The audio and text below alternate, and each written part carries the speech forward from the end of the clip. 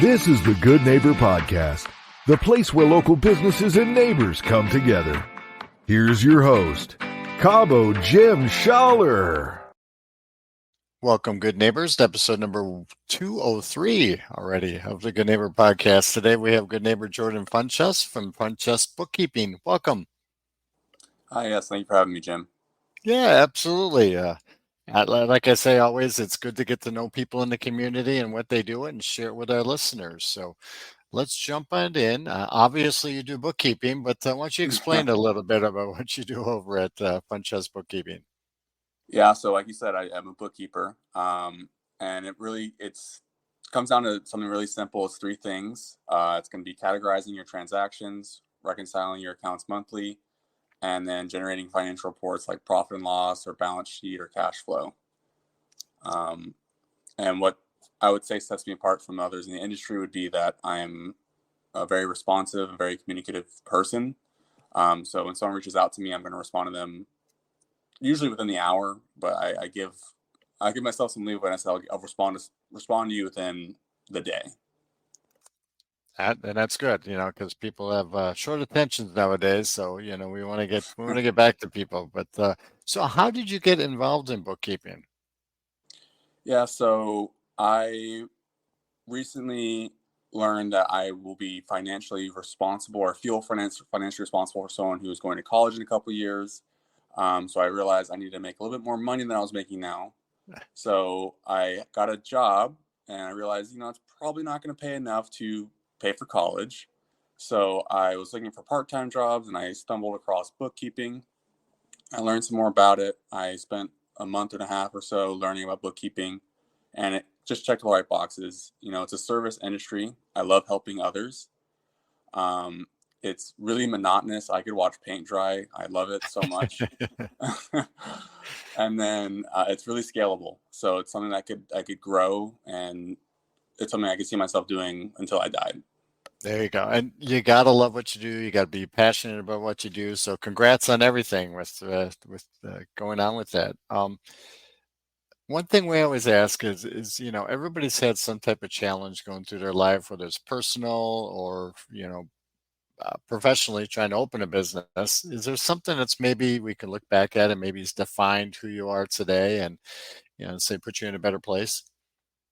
So I would say one of my biggest challenges growing up was just understanding how people worked. I'm always a little bit different. One of the challenges I had in high school, something that changed me and defined me as who I am as a person, is I was very judgmental of other people before in high school. And there was a time when someone spoke up to me. I was pretentious. I was full of myself, and I would make an annoyed sound whenever someone asked a question.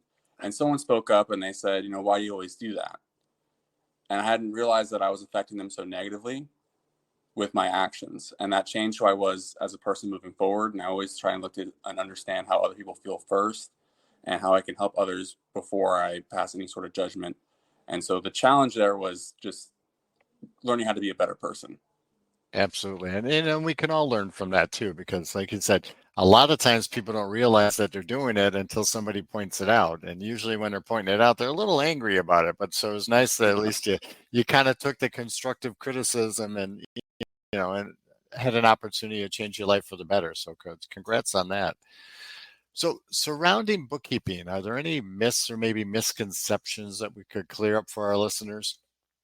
There are a lot. In sales, there are objections that you hear whenever you're trying to make a sales pitch. The most common objection I would hear, or I will do hear, is, "Oh, I have an accountant." And it's like, well, what kind of accountant? There's so many different kinds. There's a CPA, there's an enrolled agent. You could have a CFO, you could have a bookkeeper. And the analogy I like using is that your bookkeeper is like your nurse and your CPA is like your doctor. Imagine how expensive your hospital bill would be if you had your doctor there with you the entire time instead of a nurse and a doctor pair. And that's what a misconception I have to clear up is that if you get a bookkeeper that specializes in bookkeeping, hopefully it should be much cheaper than doing it purely with your CPA or your full tax person, because they have potentially higher qualifications. They do more, so they should be charging you more. And part of that goes hand in hand too with, they do more, but then they don't necessarily probably have the time to do what you need to be doing properly, right? Yeah, that's a good point. I'm glad you brought that up. Because some CPAs don't like doing bookkeeping; they want to just do the taxes. And another misconception bridge there as well is that business owners that are doing their own bookkeeping. I've looked at the books, so they think that they're doing it right, and they're not, because they haven't put in the time to learn everything. There's a lot of software out there that helps do the bookkeeping for you, but a lot of these business owners don't want to, or didn't have the time, or for whatever reason they don't know bookkeeping fundamentals. They don't have the generally accepted accounting practices, um, and that's something that shows up in their books. Absolutely. And it's good to have a professional like yourself because like as mentioned, maybe they're good at running their business. A person that owns a restaurant may be great at cooking, but they don't know anything about running a business, so they need some help and direction to, handle the bookkeeping and the finances per se. Right. So, do you notice anything trending or changing in the industry? There's a lot of talk. There's actually probably the most prominent change, and something that I think a lot of business owners in general have seen. There was this ad that TurboTax put out. It was break up with your accountant, your tax person.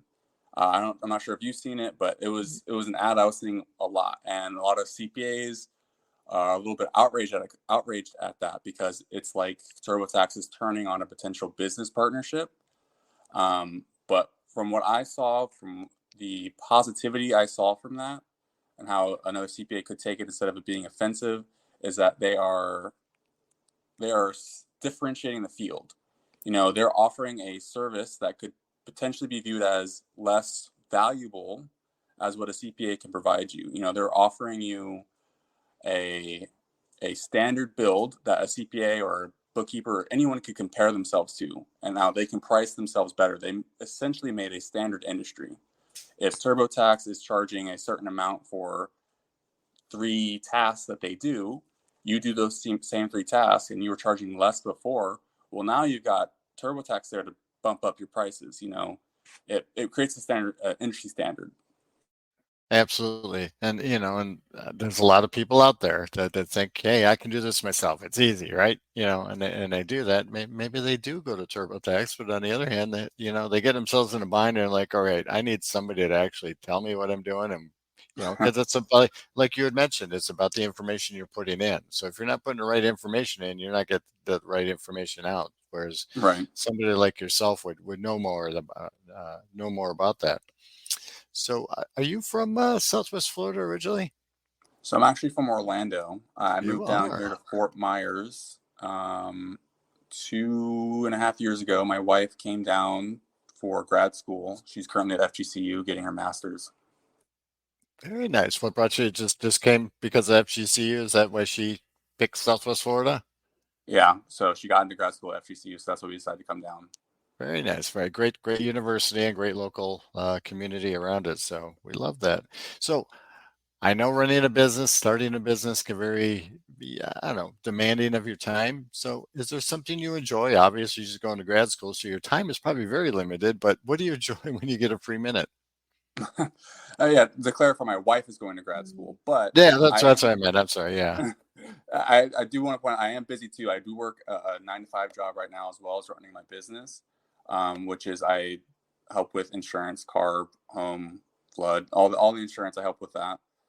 So I don't have a lot of time. I work that, then come home and work the bookkeeping business. So I don't have a lot of time. But before that, what I was doing is I was playing. I'm a gamer. I'm an avid gamer. I love playing games.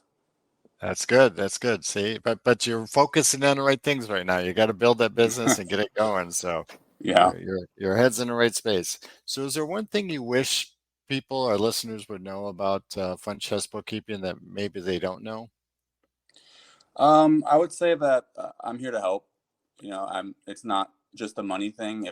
If anyone has any questions, a bookkeeping question, I would love to help them. Um, I love helping people in general, and like I said, I'm very responsive.